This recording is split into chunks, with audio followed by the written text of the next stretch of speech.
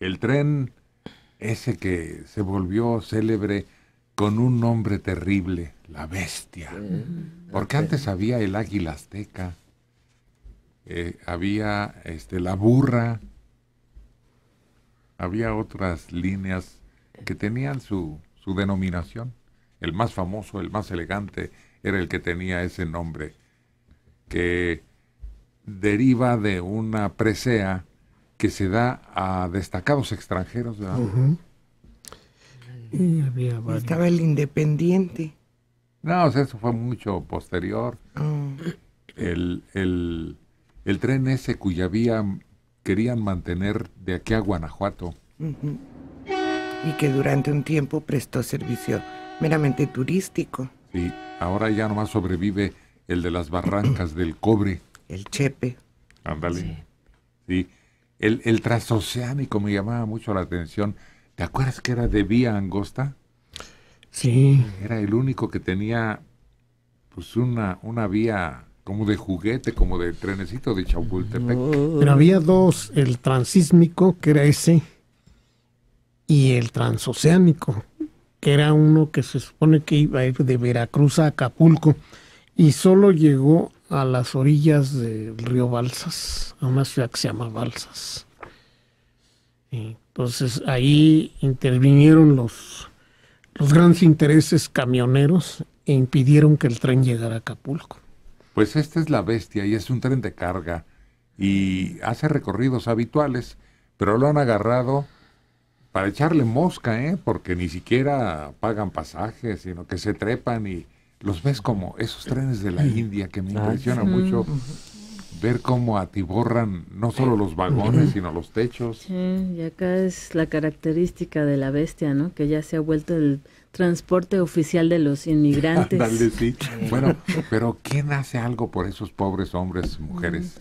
La mayor parte son hombres, pero ¿quién hace algo por ellos? Agua, alimentos, la más elemental seguridad o atención médica. ¿Quién hace algo por ellos? ¿Por qué los vemos así indiferentes? Ni siquiera se les reprime o se les detiene o se les retacha. No. Pues hay algunas poblaciones, por cierto, muy humildes, en donde hay mujeres que se dedican a aventarles naranjas, a tenerles ciertos paquetitos con un poco de agua, un taco o lo elemental para que sobrevivan durante su trayecto. Se supondría o se esperaría que las autoridades hicieran algo, ya fuera detenerlos, impedir su entrada como ilegales a territorio mexicano o poner una serie de bases, refugios, ¿sí?, en el trayecto. No, nadie hace nada, ni siquiera cuando son violados, asaltados, pero muertos, ¿qué golpeados. son? ¿No son seres humanos? No se les ve como tal. Yo a veces me da la impresión que la autoridad dice, ¿para qué hago algo? Los maleantes del camino se van a encargar de quitarlos del camino. Bueno, ahora, ¿cuál es el resultado? Una vez que se supone llegan lo más cerca de la frontera, ¿a poco les es fácil cruzar? Lo más probable es que se queden en territorio mexicano. ¿Y qué está pasando con esos miles? Porque son miles, ayer que se descompuso la Bestia, nuevamente ahí bloqueados, por lo menos entre 2 y 3 mil. Pues una gran mayoría se queda en el lugar mientras se repara la Bestia. Otros empiezan a caminar. No, los que llegan a la frontera, ¿qué? Se quedan, mientras no consigan un pollero que los pase y tengan el dinero, integrarse al subempleo, a la delincuencia. La delincuencia también. Sí, claro, al robo, asalto. Sí.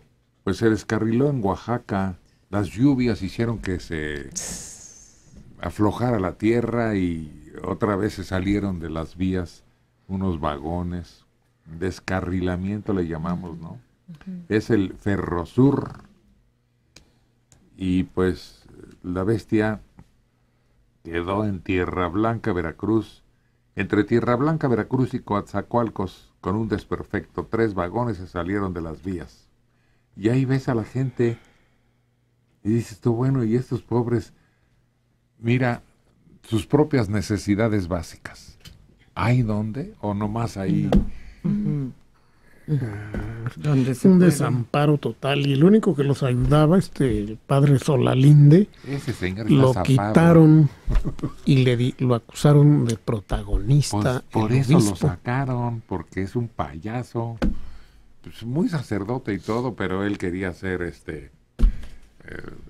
el elegido de los dioses, y entonces la alta curia lo sacó. Entonces no ayudaba en nada a los... Sí ayudaba, pero hay gente muy Entonces- protagonista, Mario. Este hombre, bueno, la prueba es que se fue a Estados Unidos que porque lo amenazaron de muerte. No lo dudo. Y a los 3 días regresó. ¿Quién lo amenazaba de muerte y por qué?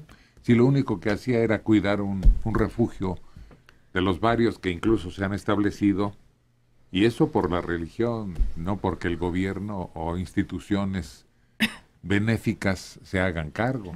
Bueno, los albergues que no han sido abiertos por la religión han sido cerrados por las autoridades. Y no es difícil. No, pero ¿sabes cuál es el problema? ¿Cuál?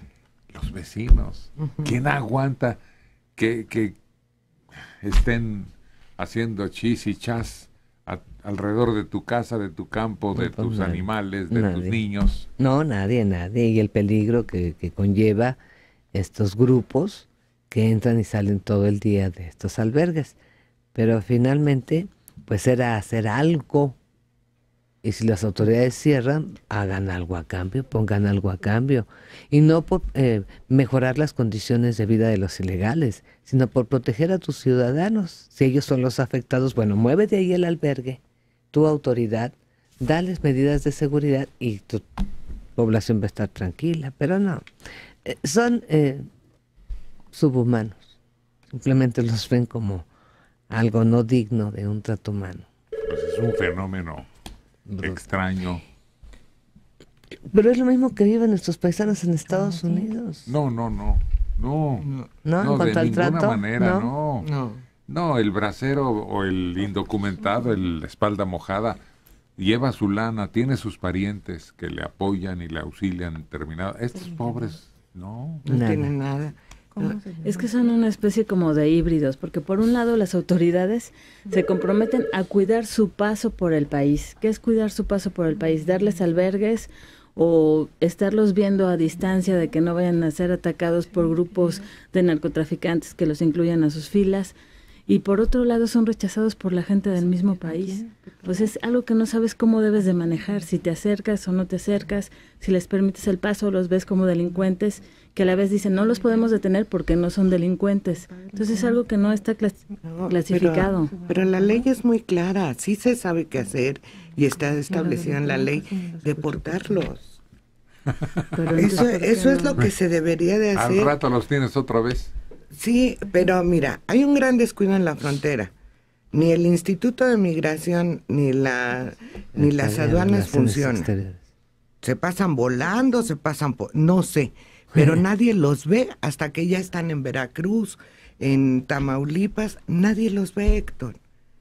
Es que no hay un orden, es que la extorsión que los mismos aduanales y los mismos de migración hacen Es que es lo que tiene así. impresionante el abandono en el que se encuentra la frontera sur. Es impresionante, no lo puedes creer. $5 creo que cuesta la barcaza esa. Los pagan, pasan. Los regresan, otros $5. Es un negocio redondo entre las pocas autoridades de migración que está y la policía del lugar. María Luisa González Hernández de Iztacalco, 64 años. Al padre Solalinde, los mismos vecinos lo amenazaban. No es ningún protagonista. Él ayudaba a que ya no hubiera tanta vagancia. Señor Héctor, ese padre no es ningún payaso. Hacía mucho por los jóvenes. Pero a ver, eso que usted dice, no lo entiendo. Ayudaba a que no hubiera tanta vagancia. ¿Cuál es el significado de eso? Quería ser una especie de Madre Teresa de Calcuta. Y empezó a sobresalir y le hicieron caso y lo retrataron, lo videograbaron y le tomaron declaración. Y pues hay otros que hacen su labor, esa o más importante, calladamente. como decía alguien de ustedes, tú Liliana hace rato, hay gente que se acerca y les apoya, les ayuda, ya sea con elementos o con unas monedas, y tienen un rostro característico y lo dicen que pertenecen a esa horda, y pues sacas y les das, invariablemente traen una mochila a la espalda con los elementos básicos. En la película Sin Nombre, que fue hecha precisamente por alguien que hizo el recorrido, retratan como en algunos poblados les avientan naranjas, comida, como decía Liliana, pero hay otros en los que les avientan piedras, que no los quieren. Pues sí, es un rechazo, porque imagínate nada más una peregrinación que no tiene lo más elemental. ¿Qué va a dejar a tu territorio, a tu vecindario? Despojos, mugre, basura. tal vez hasta transmisiones de males o de bichos que no hay ahí. Desechos. Sí, pues esa actitud es la que contribuye a que sean asesinados en masa. No, hombre, Y sin que nadie realmente se oponga o los defienda. Es que no vale nada, lo dijo hace rato Dora. Entonces los explotan, los unen a los grupos del crimen organizado, o simplemente cuando ya dejan de tener utilidad, pasa lo que en San Fernando, ahí donde encontraron 70 y tantos muertos, Sí, los matan. fusilados. Los matan, algunos son separados para pedir dinero a sus familiares en los Estados Unidos, más lo que traen, en espera de que llegue el dinero para darles vía libre. Otros se pueden integrar a los grupos de delincuentes. ¿Te acuerdas que incluso aquí narramos la experiencia de uno de ellos, pero estos pertenecían a otra categoría? Vienen casi niños, vienen mujeres, la mayoría son hombres, pero los que pueden pagar su pasaje, esos eran secuestrados. En grupo paraban el camión y decían tú. Ni querían adultos mayores, ni querían chiquillos, ni mujeres, sino fuerza de trabajo, de tarea, como llamamos. Sí. Y entonces la narración aquella era brutal de cómo los bajaron, los aislaron y luego le decían, ¿quién de ustedes quiere trabajar con nosotros? Y ahí era donde le daban un martillo a alguien. A ver, mata a ese, a ver si tienes pantalones y agallas para estar con nosotros. No, hombre. Y esos eran explotados. Los torturaban hasta que revelaban un contacto, ya sea en Estados Unidos o en su lugar de origen, y hablaban por teléfono ellos, los delincuentes, y decían, aquí está fulano de tal.